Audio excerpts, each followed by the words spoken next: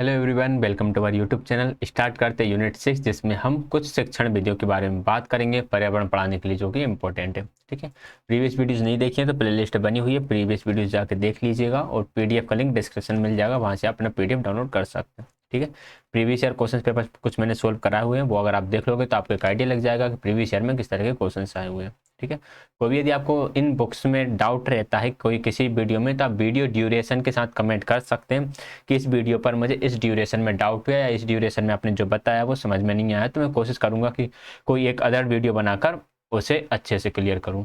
ठीक है ना, तो स्टार्ट करते हैं आज हम यूनिट 6 को।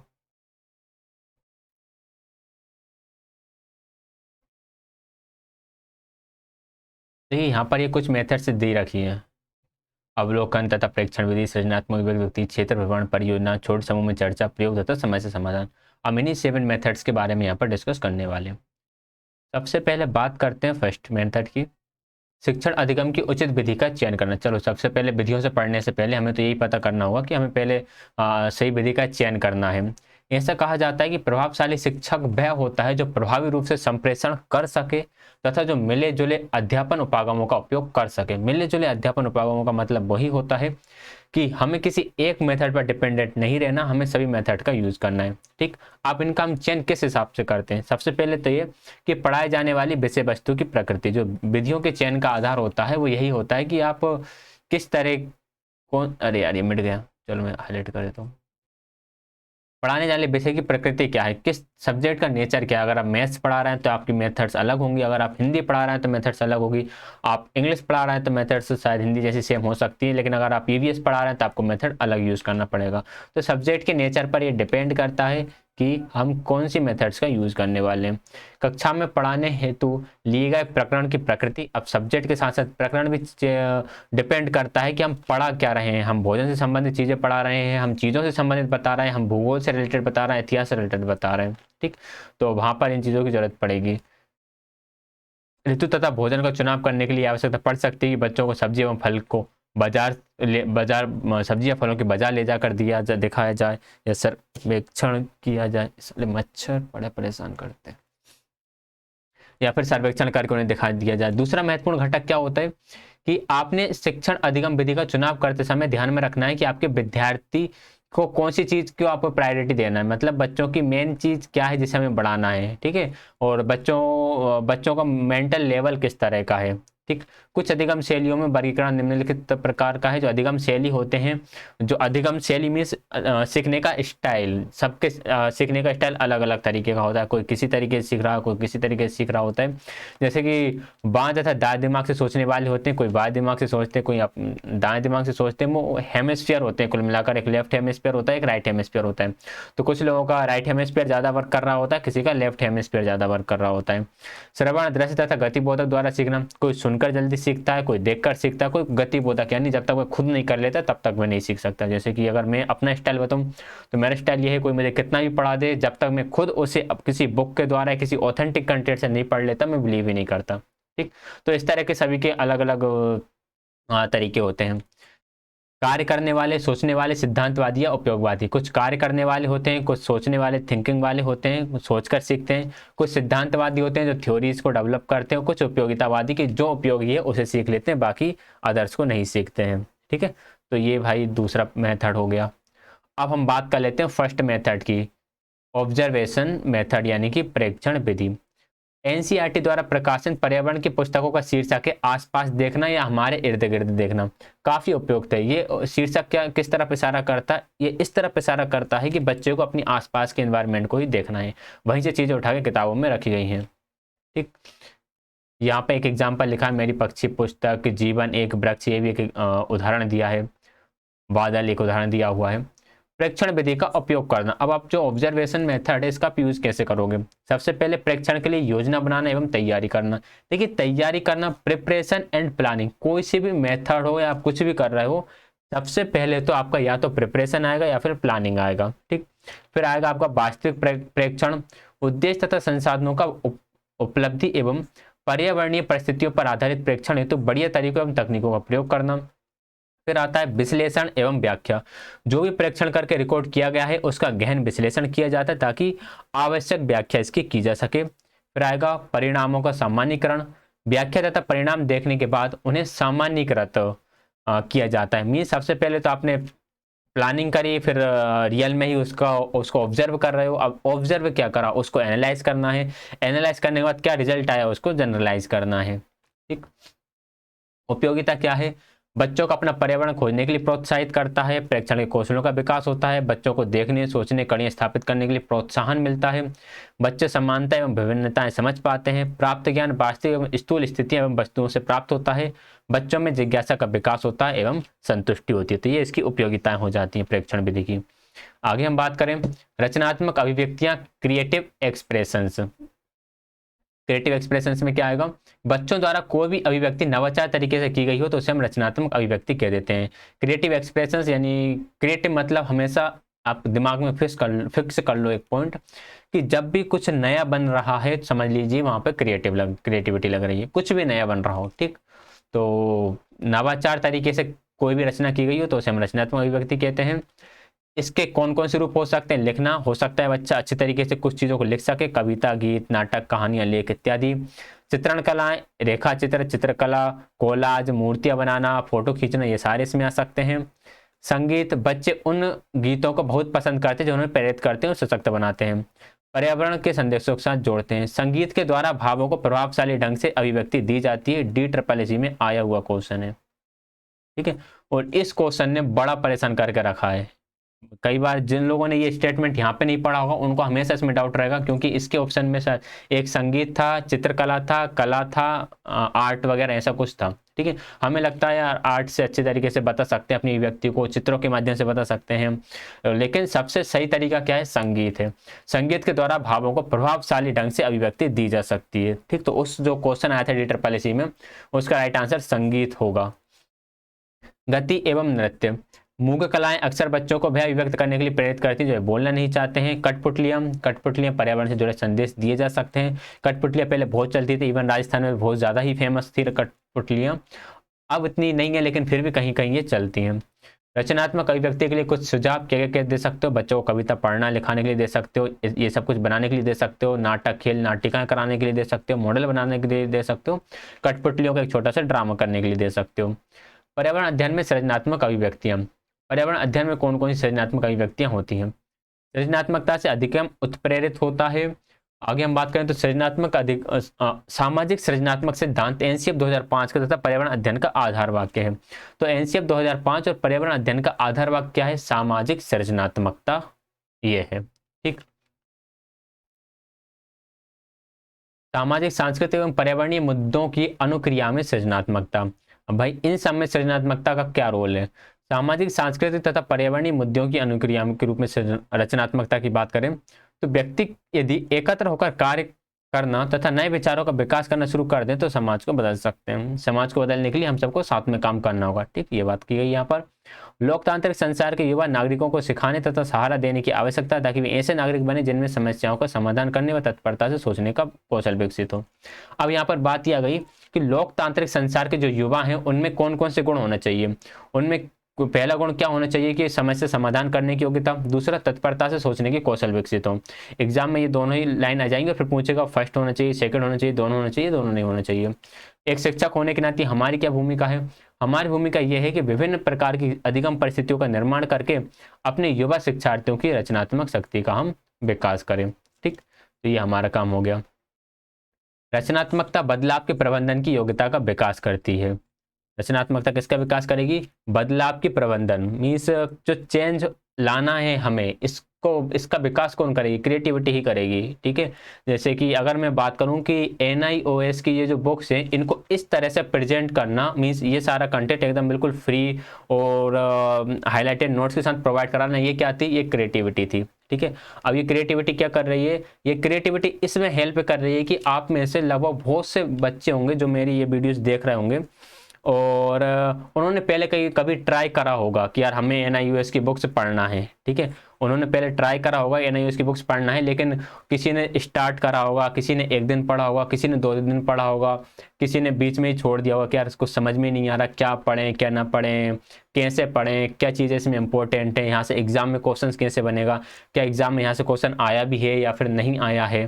ठीक है। लेकिन अब इस तरह से कंटेंट मिल रहा है तो आपको एक तरह से ट्रस्ट डेवलप हो रहा है, क्योंकि पीछे में एग्जांपल दे रहा हूँ कि DRRRC में यहाँ से क्वेश्चन बनकर आए हुए हैं। तो ये क्रिएटिविटी कह सकते हो कि हम कुछ नया लेकर आए हैं यूट्यूब पर, ठीक है। हालांकि बहुत सारी चीज़ें यूट्यूब पर, बहुत सारा कंटेंट पड़ा हुआ है, CDP साइकोलॉजी का दुनिया भर का कंटेंट पड़ा हुआ है, लेकिन ये एक ऑथेंटिक कंटेंट शायद पहली बार आ रहा है, ठीक है। और NIOS वालों ने जो उनकी खुद की वीडियो अपलोड करी है वो आप लोगों ने देखी होंगी, वो बस कुछ नहीं करते, लाइन के लाइन पढ़ जाते हैं, बाकी खेल खत्म। तो ये क्रिएटिविटी, इसे हम क्रिएटिविटी कह सकते हैं, ठीक। इससे कुछ बदलाव आएगा, आपके अंदर आएगा, आपको कुछ नया सीखने को मिलेगा। इवन आप ये बुक्स ही कंप्लीट कर लोगे, ये भी एक बहुत बड़ी बात है। बच्चों को खतराओं का प्रबंधन करने तथा बदलाव तथा विपरीत परिस्थितियों के साथ सामंजस्य बैठाने के लिए रचनात्मकता चाहिए, ठीक है। खतरों का प्रबंधन मीन्स रचनात्मकता में नई चीज़ें डेवलप होती हैं। जब भी बच्चे के सामने खतरा आया, अब उसे वो टैकल कर सके, या डेंजर में फंस गया, वो मान लो किसी मुसीबत में फंस गया है, अगर उसके अंदर रचनात्मकता का गुण है, उसे प्रॉब्लम्स के साथ डील करना आता है, तो वो वहाँ पर खेल जाएगा। हमारी भूमिका क्या होती है? हमारी भूमिका अवसर प्रदान करो, और क्या, बच्चों को सिखाओ। रचनात्मक अभिव्यक्ति बच्चों के भावात्मक पक्ष का विकास करने में काफ़ी उपयोगी हो सकती है। वह समाज जहां विभिन्नता का सम्मान होता है तथा विचारों तथा मतों के अनेकत्व को बढ़ावा दिया जाता है, केवल ऐसे नागरिकों द्वारा बनाया जा सकता है जो नई सक्रियाओं ताजा के प्रति अनुक्रिया दिखाने योग्य हों, संबंधों के प्रति अनुक्रिया दिखाने योग्य हो। मीन्स इसके लिए ऐसे नागरिकों को चाहिए कि जो कुछ नयापन हो, नवाचार हो, इसको बढ़ावा देने वाले हो, इसमें इंटरेस्ट जनरेट करने वाले, जिनको इनमें मजा आए, ठीक है। अध्यापक को और क्या चाहिए कि सृजनात्मकता को एक मूल्यवान और अनुशासित समझे, जो कि विचारों के प्रभावी संप्रेषण हेतु आवश्यक है। सृजनात्मकता को एक टीचर को मूल्यवान समझना कि ये बहुत ही प्रीशियस चीज़ है, और इसको एक डिसिप्लिन वे में समझे, ठीक है। ऐसा नहीं समझे बच्चे ने कुछ ही बनाया हो तो उसे धटकार के भगा दिया हो, ओके। साधन तथा सामग्री जो सृजनात्मकता के लिए सहायक है, वह रचनात्मक कलाओं तक सीमित नहीं रहना चाहिए। इसमें मिट्टी, प्राकृतिक कपड़े, वस्तु, वाद्यंत्र आदि सम्मिलित होना चाहिए। सिर्फ रचनात्मक कलाएं ही नहीं, मतलब मीन्स यहीं तक कागज की गोंद, पेन से आप कुछ बना रहे हो, यहीं तक नहीं रहना चाहिए। उसमें ये चीज़ें भी आनी चाहिए कि आप मिट्टी से क्या बना सकते हो, आप प्राकृतिक वस्तुओं को किस तरह से यूज़ कर सकते हो, आप ये जो एक कपड़ा है, मान लो ये शर्ट ही है, इसको किस किस तरह से और इफेक्टिव तरीके से पहना जा सकता है। मान लो ये पुरानी हो गई है तो इससे और क्या क्या बनाया जा सकता है, ठीक है। वाद्य यंत्र हो गए, वाद्य यंत्र किस किस तरह से बजा जा सकता है, जैसे आपने स्कूल में टेबल तो बजाई होंगी, ठीक है, आपने तो वो भी एक तरह से वाद्य यंत्र कह ही सकते हो। और वाद्य यंत्रों को बजाना, बांसुरी बजाना, तबला बजाना, ढोलक बजाना, गिटार बजाना, ये सारी चीज़ें इसमें शामिल हो सकती है, ठीक है। वाद्य यंत्र बजाना पहले बढ़िया लगता है, लेकिन अगर आपने पता हो, जो लोग शायद आप में से गिटार बजाना जानते हो, जब स्टार्टिंग करते हैं ना, तो ये जो उंगली से इसे दबाते हैं, ये इन उंगली में ना सूजन आ जाती है, सूजन आ जाती है जब स्टार्ट करते हैं, और इतनी तेज दर्द होती है कि आप इनको ऐसा इतना भी नहीं कर पाते हो, लेकिन धीरे धीरे फिर आदत पड़ जाती है। सृजनात्मक अभिव्यक्तियों को बढ़ावा देने के लिए युक्तियाँ। सृजनात्मक अभिव्यक्तियों को बढ़ावा देने के लिए कौन कौन सी युक्तियाँ हो सकती हैं? पहला, रचनात्मकता को छोटे समूह में किया जाना चाहिए, ताकि हर एक बच्चे का इन्वॉल्वमेंट हो सके, हर एक बच्चा उसमें पार्टिसिपेट कर सके। बच्चों को रचनात्मक अभिव्यक्ति करने के माध्यम में चुनाव प्रदान करें, जैसे कि दृश्य कलाएं अभिव्यक्त करने के लिए नाटक, कौशल, रुचि अनुसार संगीत, गति, ये सब कुछ। मतलब कि बच्चा किस माध्यम से अभिव्यक्त करेगा अपनी कलात्मकता को, हो सकता है कुछ चीज़ दिखाकर अभिव्यक्त कर सके, नाटक में व्यक्त कर सके, अपने इंटरेस्ट के अनुसार म्यूजिक के साथ अपनी क्रिएटिविटी को बढ़ा सके। समूह में काम करने को बढ़ावा दें, हर बच्चे को व्यक्तिगत ध्यान मिले, आत्मविश्वास को बढ़ाएं, सकारात्मक सोच को विकास करें, प्रतिस्पर्धा रहित वातावरण हो, हंसी मजाक वगैरह भी थोड़ा बहुत इसमें चलता रहना चाहिए, ठीक है। हालांकि हमारी वीडियो में बिल्कुल हंसी मजाक नहीं हो पाता है। एक तो रीज़न ये है कि रिकॉर्डेड वीडियोज़ होती हैं, और दूसरा रीज़न ये है कि मैं भी सोचता हूँ कि थोड़ा जल्दी हो जाए, मीन्स बहुत सारी क्लासेस हैं, बहुत सारी वीडियोज़ हैं जो अभी अपलोड होना बाकी हैं, बहुत अभी हमें आगे बढ़ जाना है, तो ये भी एक रीज़न है। फिर भी छोटे मोटे थोड़ा बहुत हो ही जाता है कभी कभी। समूह चर्चा बच्चों को अधिगम के अवसर प्रदान करता है, जिनसे बच्चों में विश्लेषण तथा संप्रेषण के कौशलों का विकास होता है। समूह चर्चा से दो मेन कौशलों का विकास हो रहा है, एक विश्लेषण का और दूसरा संप्रेषण का।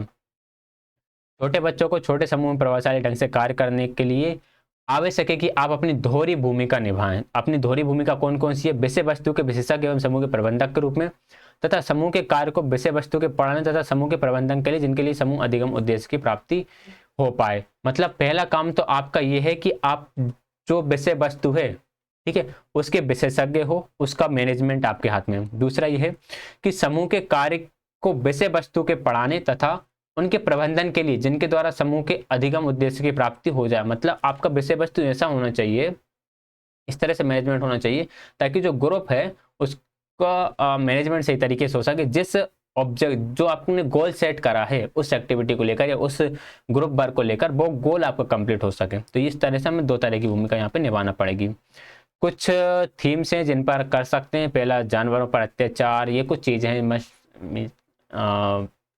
पढ़ लो, मतलब ये जस्ट एग्जाम्पल दे रखे हैं। समूह बज्ज क्या होता है? बज्ज ग्रुपिंग। जब बज्ज समूह एक छोटा समूह होता है जिसमें 3 से 6 व्यक्ति होते हैं और उन्हें एक मुद्दा या समस्या चर्चा के लिए दी जाती है तथा थोड़े ही समय में उससे जुड़ा कार्य दिया जाता है। सामान्यतः हर बज्ज समूह अपना काम रिकॉर्ड करके बड़े समूह के सामने पेश करता है। तो ये बज्ज समूह हो गया, पढ़ लेना, पूछा जा सकता है एग्जाम में। छोटे समूह के लिए 4 से 6 सदस्य हों। DSSC में ये क्वेश्चन आया है। समूह चर्चा के लिए 10 से 15 मिनट दिए जाएं। DSSC में ये क्वेश्चन आया है। ठीक है, ये सामने रखता है समूह का हर सदस्य इस तथ्य के संबंध अपना विचार रखता है कि इसके बाद समूह के सभी सदस्य उस पर चर्चा करते हैं, बहस होती है, विचार बदलते हैं। ये सारी चीज़ें अंडरस्टूड हैं, आप लोग पढ़ लीजिएगा। ठीक है, कुछ भी इसमें नयापन नहीं है। आप वीडियो पॉज करो और इसको अभी के अभी पढ़कर ख़त्म करो, नहीं तो बाद में तो फिर बाद में ही होता है ना। आई होप आपने पढ़ लिया होगा। आगे बढ़ते हैं। पर्यावरण अध्ययन के हेतु उपयोगिता। पर्यावरण अध्ययन एक बहुविषयक अध्ययन क्षेत्र है। समूह चर्चाएं, समस्याएं या मुद्दे संबंधित विषयों के बीच में सीमा तोड़ने में कारगर सिद्ध होते हैं। अगर आप समूह चर्चाएं कराते हो, पर्यावरण से रिलेटेड मुद्दे रखते हो, तो विषय की जो सीमाएं हम बांध देते हैं, बुक्स तक ही बांध देते हैं या फिर एक पाठ्यक्रम तक ही बांध देते हैं, उन सीमाओं को तोड़ देता है। अब समूह चर्चा निम्न कारणों से उपयोगी हैं। कौन कौन से? सबसे पहला कि जटिल सामाजिक, आर्थिक एवं पर्यावरणीय परिस्थितियों में किसी एक उत्तर से सभी संबंधित समूह को संतुष्ट नहीं किया जा सकता। हमारा जो एनवायरनमेंट है, हमारा जो समाज है वो बहुत ही जटिल है, तो सिर्फ एक आंसर से, सिर्फ एक सॉल्यूशन से तो हम सभी को सेटिस्फाई कर नहीं सकते। इसलिए समूह चर्चा आवश्यक है ताकि समूह के विचार उसमें, सभी के विचार उसमें इन्वॉल्व हो सके। एक ही मुद्दे पर विभिन्न प्रकार के विचार जो कि विभिन्न विश्वासों, प्राथमिकताओं पर आधारित होते हैं, सामने आते हैं। एक ही पॉइंट है, उस पर सभी के अलग अलग थॉट्स हैं, उनकी कुछ प्राथमिकताएं बनी हुई हैं उसके आधार पर, उनका कल्चर इस तरह का उस आधार पर, उनका बिलीफ सिस्टम ऐसा है उसके आधार पर। इस प्रकार से सीखने की प्रक्रिया बच्चों में बहुमुखी चिंतन, गहन चिंतन, सुनने की योग्यता एवं अंतर्व्यक्तिक कौशलों का विकास करती है। कक्षा में वास्तविक जीवन की परिस्थितियों को लाने में सहायता करता है। सकारात्मक आंतरिक संबंध में सहायता करता है। बच्चों के दिमाग में विषय संबंधी कठोरता नहीं होगी, उसे लगेगा ये सब्जेक्ट इतना रिजिड नहीं है, ये फ्लेक्सिबल सब्जेक्ट, इसके में हम कुछ भी डिस्कस कर सकते हैं, कुछ भी पढ़ सकते हैं, कैसे भी पढ़ सकते हैं। ठीक, ये सारी चीज़ें। प्रभावशालीता समूह परिचर्चा को प्रोत्साहित करना कैसे कर सकते हैं? टीचर की भूमिका एक संसाधन की होनी चाहिए। हर एक बच्चे को लीडर बनने का अवसर मिले। समूह बनाते समय सुनिश्चित करें कि हर समूह की रचना संतुलित हो। मीन्स जो हर तरह का व्यक्तित्व उसमें शामिल हो, हर तरह का बच्चा उसमें शामिल हो। ऐसा नहीं है किसी में सिर्फ इंटेलिजेंट हो, किसी में सिर्फ डफर हो। में से डफर कोई बच्चा होता नहीं है। किसी में हाई आईक्यू वाले मीन जो फर्स्ट सेकंड थर्ड आते हैं उन बच्चों के कल ग्रुप बना दिया, जो लास्ट आते हैं उनका ग्रुप कल बना दिया। आपको सबको मिक्स करके ग्रुप बनाना है। समूहों के सलाहकार के रूप में सहायता करें, मार्गदर्शन दें तथा बच्चों की सोच को दिशा प्रदान करें। विचारों के आदान प्रदान को प्रोत्साहित करें। क्यों और कैसे वाले प्रश्न पूछे तथा और यदि बच्चे संक्षिप्त उत्तर दें तो उन्हें विस्तारित से उत्तर देने को कहें। ये चीजें। चुप्पी से ना डरें, भागीदारी के लिए सकारात्मक पुष्टि दें, प्रक्रिया दोनों का प्रबंधन करें। हर सत्र के बाद चर्चा का सार पेश करें। याद रखें कि निशब्द संप्रेषण जैसे कि सहमति में सिर हिलाना, मुस्कुराना बच्चों के लिए सकारात्मक संदेश हैं। ये सारी चीज़ें भी हमें देना है। मतलब आप बच्चे को देख के मुस्कुरा रहे हो, हाँ ऐसे बोल रहे हो, वेरी गुड ऐसा करके बोल रहे हो, तो अच्छी चीज़ है, ऐसा करना चाहिए। समूह चर्चा की सीमा सबसे बड़ी चीज़ यह है, काफ़ी समय लगता है, ऊंचे स्तर के ध्यान और लगन की आवश्यकता है। ठीक, ये इसकी सीमा हो गई। पर्यावरण अध्ययन के लिए परियोजना भी समूह कार्य है। यह एक ऐसा कार्य है जो वास्तविक जीवन की क्रियाओं से जुड़ा हुआ है, जिसमें किसी उभरती हुई, महसूस की हुई समस्या को सुलझाने के लिए उपयोगी उद्देश्यपूर्ण कार्य करने के लिए किया जाता है। एज इट इज स्टेटमेंट आया था DSSC में। ठीक है, 2019 का पेपर जो हुआ था उसमें एज इट इज स्टेटमेंट आया हुआ था। पर ये ऊपर था कि ये कौन सा है जिसमें ऐसे ऐसे चीज़ें को वर्णन किया जाता है। किलपैट्रिक के डेफिनेशन बढ़िया है, पढ़ लीजिएगा। प्रोजेक्ट मेथड में होता क्या है? यह अपने पर्यावरण के बारे में सीखने का एक सशक्त तरीका है। अधिगम हेतु परियोजना विधि बच्चों को जो वे सीखते हैं उसे प्रयोग करने तथा अभ्यास करने में भी सहायता करता है। इस प्रकार से परियोजना सिद्धांतों के व्यवहार के साथ जोड़ने में भी मदद करता है। मतलब व्यवहारिक सिद्धांत बच्चों को मिलता है। कुल मिलाकर बात यह है कि जब आप प्रोजेक्ट वर्क बच्चों को दे रहे होते हो तो प्रैक्टिकल नॉलेज के साथ साथ बच्चे को थ्योरेटिकल नॉलेज के साथ साथ बच्चों को प्रैक्टिकल नॉलेज भी मिलता जाता है। यह विधि बच्चों को अंतर विषय कड़ियों को ढूंढने में सहायता करती है, जो कि पर्यावरण अध्ययन जो एक अध्ययन का मिश्रित क्षेत्र के लिए बहुत आवश्यक है। यह शिक्षकों को इस योग्य बनाता है कि वे बच्चों में कई प्रकार की योग्यताओं कुशलताओं का विकास कर सके। कौन कौन सी योग्यताएं? अनुसंधान करना, अवलोकन करना, विश्लेषण करना, समझना, एक्सट्रपोलेशन एक्सट्रपोलेटेशन एक्सट्रपोलेशन, अंतर्व्यक्तिक कौशल यानी कि जो उसके अंदर छुपी हुई स्किल्स हैं वो सारी, समस्याओं का समाधान करना और ये सब कुछ। परियोजनाएं बच्चों को सबसे इम्पोर्टेंट बात है कि वास्तविक परिस्थितियों में उनसे काम करवाने के लिए बहुत उपयोगी है। ठीक, तो ये सब कुछ परियोजना विधि के चरण। अब प्रोजेक्ट मेथड के चरण कौन कौन से होंगे? 3 चरण होंगे। सबसे पहले होगा pre activity age. Pre activity age में क्या होगी? आपकी प्लानिंग होगी। परियोजना की समस्या तथा उसके उद्देश्य का कथन, चुनी हुई समस्या के विभिन्न क्षेत्रों का निर्धारण करना, नियोजन करना, जैसे कि संसाधन कौन कौन से रखोगे आप, मतलब वो प्लानिंग ही चल रही है। निश्चित कार्य, जोखिम क्या क्या हो सकती है, क्या क्या समस्या हमारे सामने इसको लेकर आएंगी। परियोजना टीम को दीक्षित करना, मेलजोल बढ़ाना, भूमिका एवं कार्य बांटना, ये सब कुछ पहले की अवस्था हो गई। फिर आ गई एक्टिविटी स्टेज। एक्टिविटी स्टेज में जब बच्चे एक्टिविटी कर रहे हैं, परियोजना के स्रोतों एवं उपकरणों को पहचानने से जाएगा। विकास के लिए विस्तार से संगठित योजना बनाना, उस पर कार्य करना, उपकरण तैयार करना, प्रश्नों की कड़ी, साक्षरता के लिए प्रश्नों की सूची, चेकलिस्ट बनाना। मतलब कि बच्चों ने प्रोजेक्ट बना लिया, लेकिन अब सामने जो व्यक्ति आएगा वो आपसे इससे रिलेटेड क्वेश्चन पूछेगा, तो उनको प्रिपेयर करना। और भी ये चीज़ें हैं ना, आप पढ़ लेना। फिर आता क्रियोत्तर अवस्था यानी कि प्रोएक्टिविटी स्टेज। प्रोएक्टिविटी स्टेज में तथ्यों को एकत्र करना, उनको एनालिसिस करना, समझना एंड क्रिया योजना को तैयार करना, लागू करना, समस्या के समाधान की ओर जाना, अनुभव पर विचार करना और अनुभवों को प्रलेखित करना। ये सारी चीज़ें आपकी पोस्ट एक्टिविटी में जाएंगी। ठीक, सबसे फर्स्ट में तो आपने समस्या को पहचाना, दूसरे में उसका क्रियान्वयन करा, थर्ड में उसको विश्लेषण करके देखा और अपने अनुभवों को आपने रिफ्लेक्ट करके भी देखा। एक एग्जाम्पल दिया हुआ है सफाई अभियान का, चाहे तो आप पढ़ सकते हैं, नहीं चाहे तो नहीं पढ़ सकते हैं। इसकी उपयोगिता क्या है? अंडरस्टूड है। इसकी उपयोगिता डेली जीवन से रिलेटेड होते हैं। बच्चे को बच्चा डेली लाइफ से रिलेट कर पाता है, उसको बहुत सारे नए नए अनुभव मिलते हैं। ठीक, सीमाएं क्या होती हैं? शिक्षक को उच्च स्तर की तैयारी की आवश्यकता है। परियोजना बनाने, लागू करने, मूल्यांकन के दौरान दिशा निर्देश तथा संसाधक के रूप में कार्य करना होता है। इसमें बहुत अधिक समय लगता है, कुछ संसाधनों की आवश्यकता भी पड़ती है। परियोजना के क्रियात्मक तथा प्रायोगिक वाले भाग से अभिभूत हो सके। अगर शिक्षक द्वारा उनके विभिन्न प्रकारों के अधिगम का सार ना समझाया जाए, अगर शिक्षक ने उसको सही तरीके से एक्सप्लेन नहीं कर पाया है, तो ये सब कुछ मतलब का नहीं रहेगा। शिक्षक की भूमिका क्या है? सही तरह की योजना बनाए, सही तरह की समय सारणी बनाए, पाठचर्या के साथ जोड़े, अच्छा ज्ञान एवं अंतर्दृष्टि दे, लगातार अपनी भूमिका एक विशेषज्ञ, मार्गदर्शक, संसाधक और अध्येता के रूप में अपनी भूमिका को वो रखें। बच्चों को जगाने की इच्छा, रुचि पैदा करना होगा, स्वयं प्रेरित मार्गदर्शक बनाना होगा। स्वप्रेरित मार्गदर्शक मतलब यह है कि बच्चे खुद ही मोटिवेट होकर काम कर रहे हैं, उन्हें किसी दूसरे की जरूरत नहीं है। सकारात्मक लोकतांत्रिक वातावरण बनाना होगा। शर्मीले अंतर्मुख बच्चों के लिए बच्चों को सक्रिय करना होगा। शारीरिक रूप से विकलांग बच्चों को उनकी क्षमता के अनुसार व्यस्त रखें। परियोजना के समय अनुसार प्रगति का भी ध्यान रखें। ये सारी चीज़ें देखेंगे। अधिगम हेतु भ्रमण, भ्रमण से भी वही होता है सब कुछ कि बच्चे को अवलोकन करने, छानबीन करने, मॉनिटरिंग करने का मौका मिलता है। बाहर किताबी ज्ञान को बाहरी जीवन से जोड़ने का मौका मिलता है। पौधे पर्यावरण का मुख्य भाग है। उसकी तने की संरचना का पौधे 3 वर्गों में बांटे जा सकते हैं: छोटे पौधे, झाड़ियाँ, पेड़। इसके लिए आप बच्चों को ले जाकर दिखा सकते हो। ठीक है, किसी पार्क वगैरह में या जहाँ पर भी कोई बाग बगीचा है, वहाँ जाकर आप इन सबको दिखा सकते हो बच्चों को। अधिगम हेतु सफल क्षेत्र भ्रमण के चरण।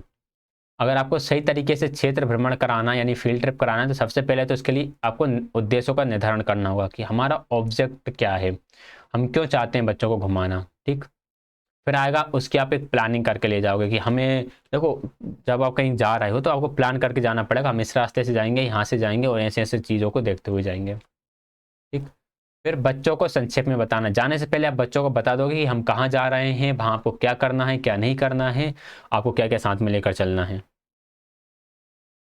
भ्रमण के बाद आपको बच्चों से पूछना है कि आपने क्या सीखा, क्या नहीं सीखा, मतलब आपको कैसा लगा, वहाँ पर आपने क्या क्या चीज़ें देखी हैं, उसको एक्सप्लोर करना है। और उस कार्य का फिर आपको लास्ट में मूल्यांकन करना है कि इस घूमने से बच्चों में किस चीज़ का विकास हुआ, बच्चों का जो समूह के साथ रहने की जो क्या बोलते हैं क्षमता थी वो कैसी थी, बच्चे बच्चे अनुशासित वहाँ पर थे या फिर नहीं थे, बच्चों ने इम्पोर्टेंट जो चीज़ें थी उनको ऑब्जर्व करके कॉपी में नोट करा है या नहीं करा है। ये सारी चीज़ों का मूल्यांकन आप कर लोगे। आगे आता है शिक्षण अधिगम हेतु प्रयोग। प्रयोग शब्द लैटिन भाषा के एक्सपेरिमेंट से लिया गया है, जिसका अर्थ होता है प्रयत्न करना या परीक्षा लेना। अब प्रयोग की बात कर रहे हैं। प्रयोग से क्या क्या होगा, बच्चों को अमूर्त अवधारणा को समझने के योग्य बनेंगे। ये अभूर्त नहीं है, अमूर्त है, माँ है ये। वैज्ञानिक प्रवृत्ति बढ़ेगी, परिकल्पना बनाने में सक्षम होंगे, अवलोकन करने विश्लेषणात्मक चिंतन का कौशल बढ़ेगा, व्यावहारिक ज्ञान मिलेगा, बच्चों ने जो सैद्धांतिक ज्ञान प्राप्त किया उसको प्रयोग में लाने के योग्य बनेंगे। बुक्स में थ्योरी तो पढ़ ली है, लेकिन आप उन थ्योरी का प्रयोग कहाँ करना है ये उन्हें वो सीखेंगे। चुनौतियों की बात करें तो शिक्षक को पहले से तैयारी करनी पड़ सकती है, बिल्कुल सही है। कोई भी प्रैक्टिकल कराने से पहले टीचर को खुद करके देखना पड़ेगा कि ये सही तरीके से हो रहा है या नहीं। आप हर बच्चे को प्रयोग नहीं करवा सकेंगे, कुछ बच्चों को दर्शक की तरह सम्मिलित करना पड़ेगा, जबकि कुछ प्रयोग बच्चों द्वारा घर पर किए जा सकते हैं, कुछ प्रयोगों के लिए यंत्रों की तथा प्रयोगशाला की आवश्यकता पड़ती है। तो ये चुनौतियां हो गई कि भाई देखो, एक प्रैक्टिकल है, आपको टेस्ट ट्यूब से मान लो आपको एसिटिक एसिड है, एसिटिक एसिड में आपको सोडियम बाइकार्बोनेट डालना है 1 चम्मच। अब वो डालेगा तो एक ही जना, हर बच्चा तो नहीं डालेगा एक एक टेस्ट ट्यूब, मतलब 40 बच्चे, 40 के 40 बच्चे 40 टेस्ट ट्यूब लेके पढ़ेंगे तो वो एक दिन में उनका जो 500 mg का सोडियम बाइकार्बोनेट है वो पूरा खत्म हो जाएगा। ठीक है, हर बच्चा नहीं कर पाता, तो ये एक इसका माइनस पॉइंट हो जाता है।